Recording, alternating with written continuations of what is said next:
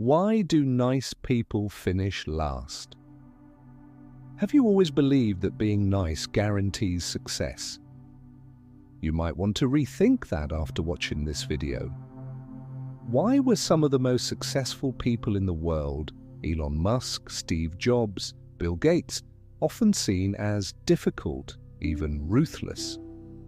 Could it be that in order to thrive in life and business, we have to learn how to be tough, even at the cost of being liked? This video offers a bold, eye-opening perspective on what it means to be ruthless with a conscience. Don't skip this. It might just be the missing piece you need on your own path to success. Stay until the end to discover why sometimes being nice just isn't enough. Part 1. Why do we need to learn to be ruthless to succeed? You know, we don't like to talk about this much, but it's true. The people who've built empires, who've shaped industries, who've literally changed the world, they weren't always the nice guys. Elon Musk, Steve Jobs, Bill Gates. Behind the brilliance and the innovation, they were often labeled as difficult, intense, sometimes even ruthless. And it makes you wonder, is that what it takes to succeed in a world like ours? There's a study from the Journal of Personality and Social Psychology that always stuck with me. It found that people who are less agreeable, the ones who don't always smile, who challenge authority, who say the hard things, and they earn about 18% more than their more pleasant counterparts. That's not a small number. And male business students who were seen as too nice, they were less likely to be promoted. Now, I'm not saying kindness is a weakness, but it does raise a question, doesn't it? Is being liked actually getting in the way of being respected? Here's the hard truth. In high-stakes environments, it's not always the friendliest voice that's heard.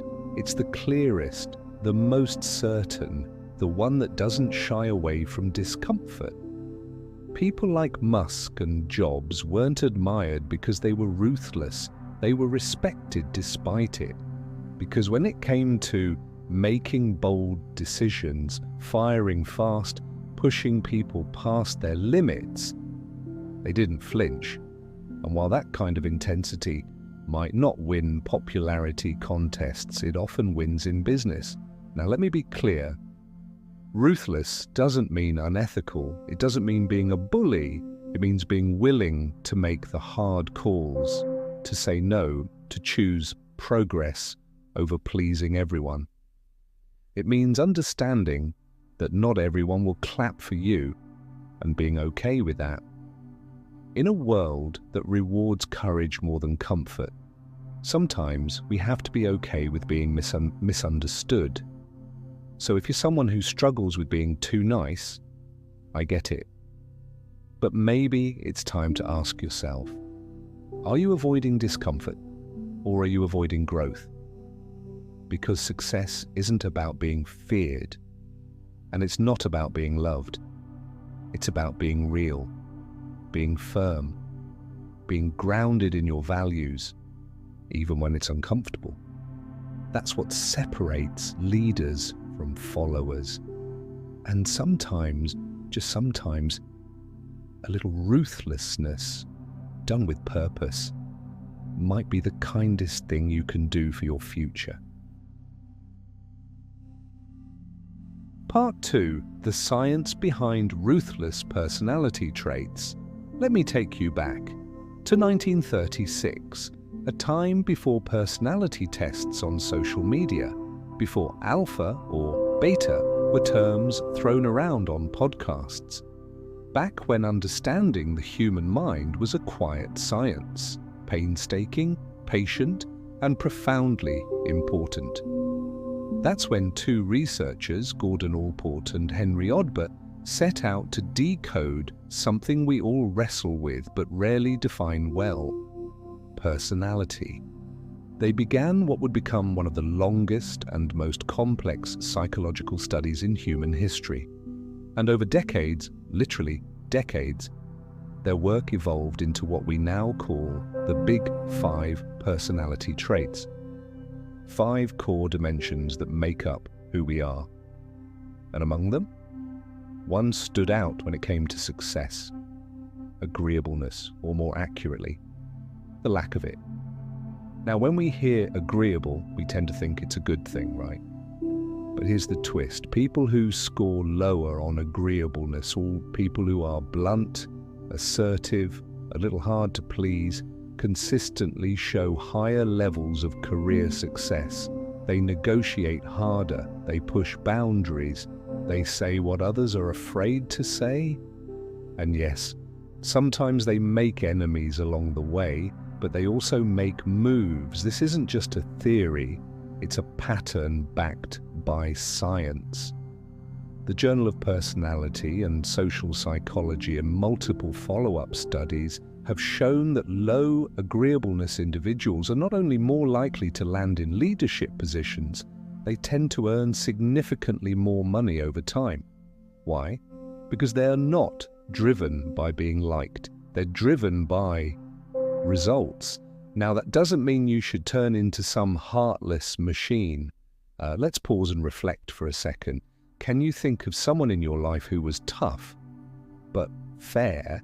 Maybe a boss, a parent, a mentor, someone who didn't always give you what you wanted, but gave you what you needed. That's the nuance we're talking about here. Ruthlessness with purpose. There's a line in ancient Chinese philosophy from the Tao Te Ching by Lao Tzu that's always stayed with me. Heaven and earth are not kind, they treat all things as straw dogs. Sounds harsh at first, doesn't it? But what it means is that the universe is indifferent. It doesn't play favorites.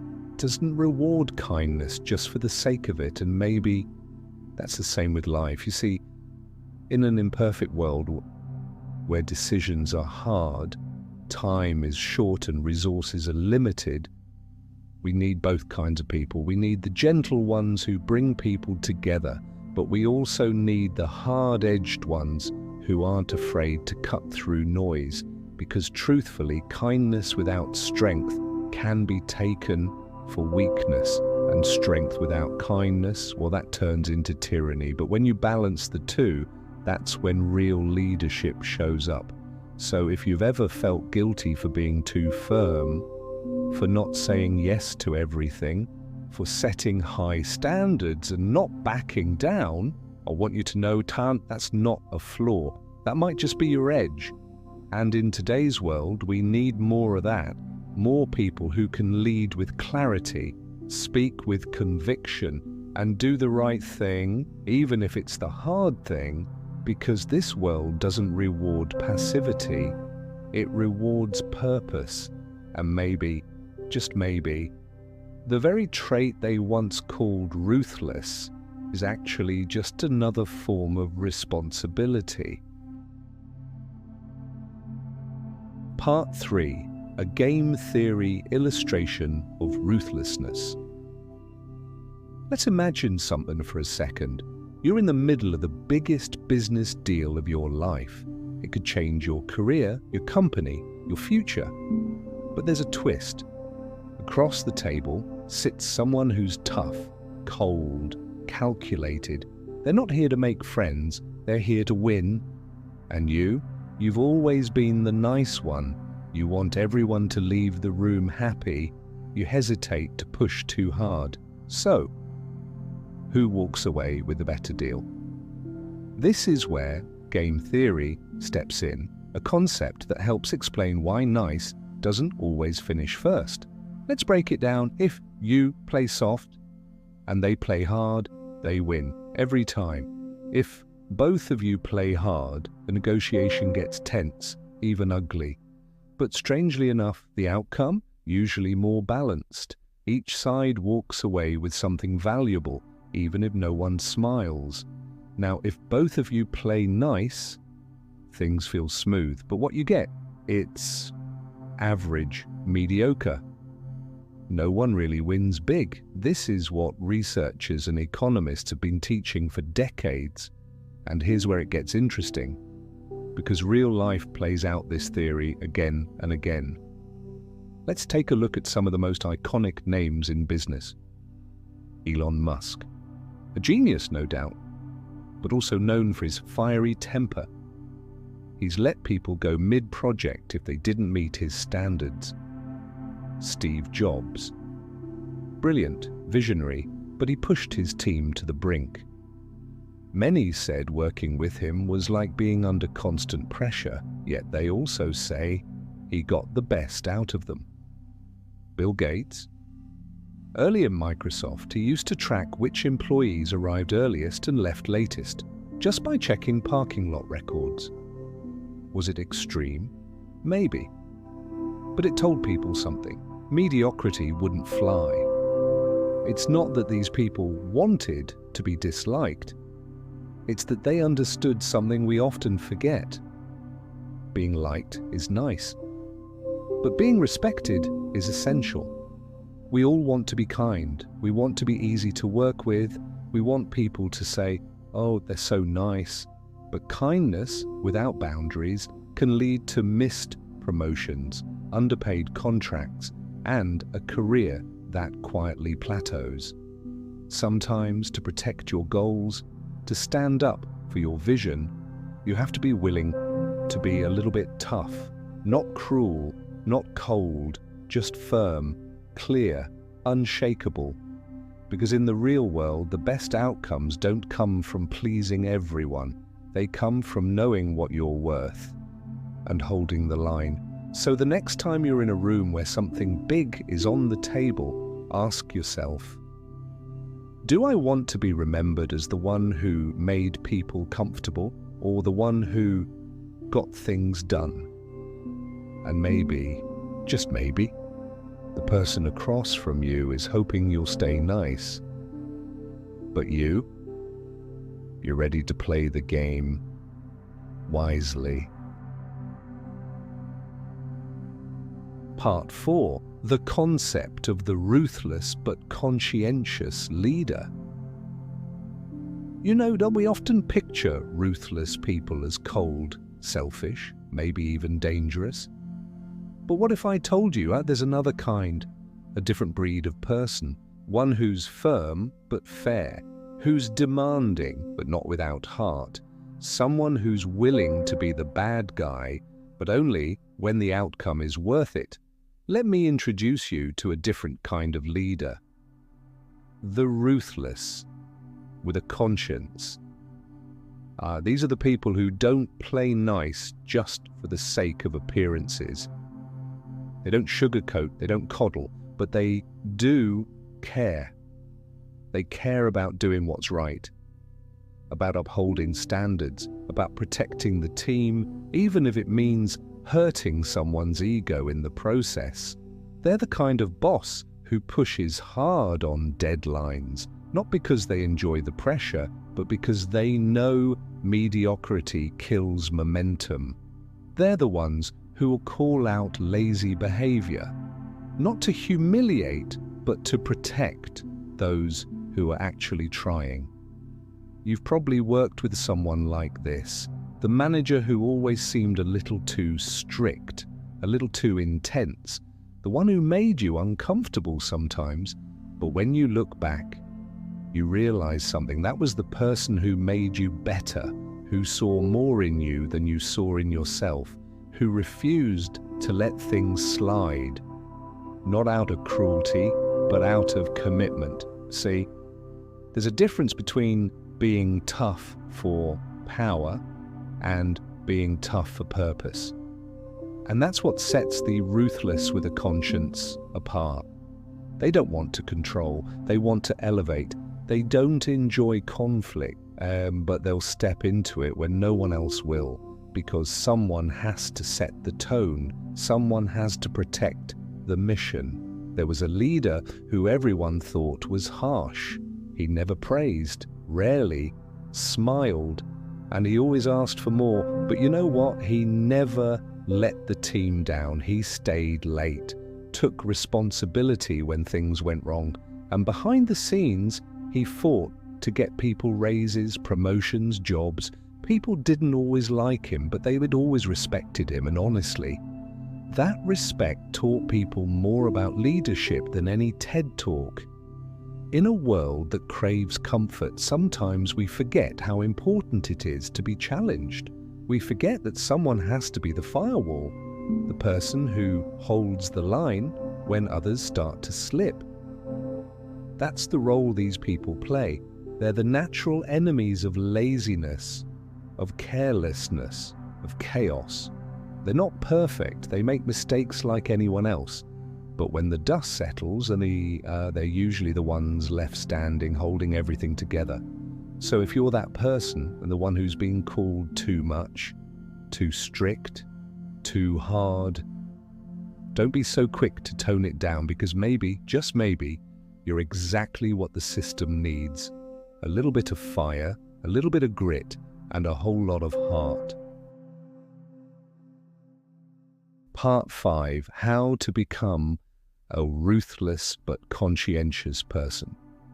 And let me ask you something. Have you ever held back from doing what you knew needed to be done just because you didn't want to hurt someone's feelings?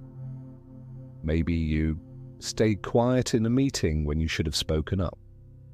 Maybe you didn't give honest feedback even though it mattered. Maybe you said yes when your gut screamed no. You're not alone. And the truth is, most of us are wired to be liked, not to be ruthless. But what if I told you that sometimes being a little ruthless, in the right way, is the most compassionate thing you can do? Today I want to talk about how we become something many people never dare to be, a ruthless person with a conscience. It sounds like a contradiction, right? But it's not. In fact, it might just be the key to surviving and thriving in a world that doesn't always reward kindness. Let me break it down. 1. Learn to choose. Logic over emotion. The first step, you've got to stop making decisions based only on feelings. That doesn't mean becoming heartless. It means becoming strategic. Ask yourself, what's more important? The temporary discomfort of hurting someone's feelings, or the long-term impact of doing what's right? Think about this. Would you fire a consistently underperforming employee to save the team's momentum? Would you walk away from a toxic relationship to protect your peace? Would you hold someone accountable, not because it's easy, but because they need to grow? These are hard calls, but they matter. Sometimes you have to say, I'm not choosing to be cold, I'm choosing to be clear. 2T, stop letting guilt run the show. You know, one of the biggest myths out there is that people hold back from being tough because they care about others. But the real reason? Guilt.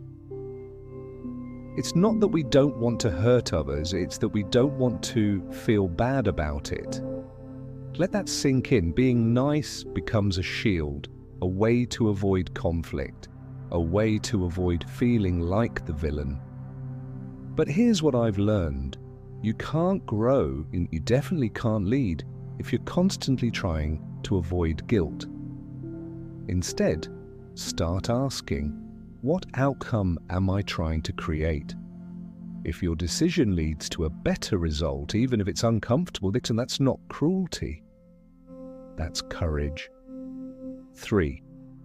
Think less, do more. Here's something brutally honest. The more time you spend overthinking, the less you actually get done. We all wrestle with doubt, with fear, with second guessing. But if you want to become someone who leads with strength and clarity, you have to build action into your identity. Make your principles clear, make your rules firm. And when the moment comes, just act. Yes, the first few times will sting. You'll feel guilt, maybe even shame. But over time, something shifts. You start to see the why. You start to feel your spine straighten, and you begin to trust yourself. When I first stepped into a leadership role, I wanted everyone to like me.